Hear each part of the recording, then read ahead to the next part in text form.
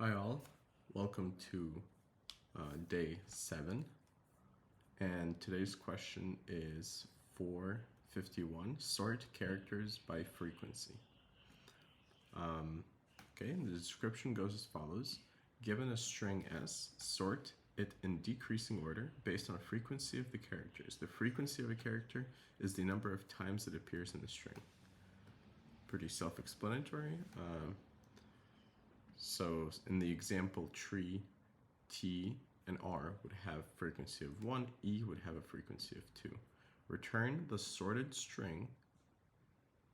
If there are multiple answers, return any of them. But the sorted string has to be sorted by frequency, so I'm guessing that the frequency of the characters of a bigger frequency would appear first, right? So EE, because it repeats twice, because its frequency is more than T or R, they would appear before. All right. And the question now I'm asking is there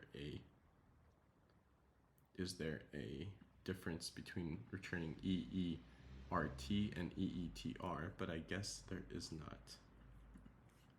Okay, so what we have to do then is count the frequencies of the characters, then sort by frequencies in reverse order, and once we have that, return the characters of that frequency in a return value. Let's try to do this with a counter. Counter is a built-in structure that counts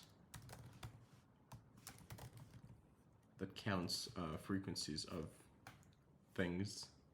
Whether if it's a string, it's going to count the frequencies of characters. If it's an array, it's going to count the frequencies of those elements. Here we have the E, the T, and the R. It's not sorted though, so let's sort it. But the thing is, counter is a dictionary. Dictionaries don't have a property of being sorted. So let's just get into the method itself, or the loop itself that's going to loop through a sorted version of it. It's going to be sorted counter, where the key, where reverse is going to be equal to true. And the way it's going to be sorted is a lambda, and let's say item, where item is going to be sorted by the second value of the item. Let's print the C, the frequency, to make sure that we're getting what we want. I want to see E2.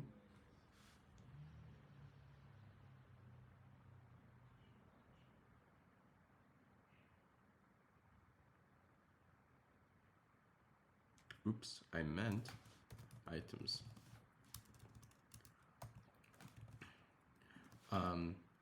Yeah, so items is a key value pair. I want to see E2, T1, and R1. I mean, from here you can see that the string, the return string, is just the product of these two values. So let's have the res equaling an array, and let's say res extend the character times the frequency, and return this joint over, the res joint over an empty string. We should be set. Awesome, there we go.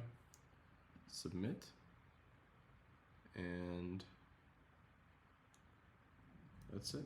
We're doing pretty well, 70th percentile about.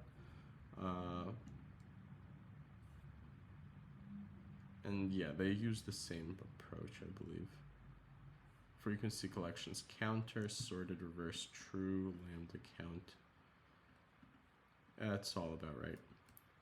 So there we go. Another medium question.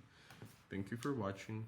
Please like and subscribe, and join in tomorrow for the next challenge. Thank you. Bye.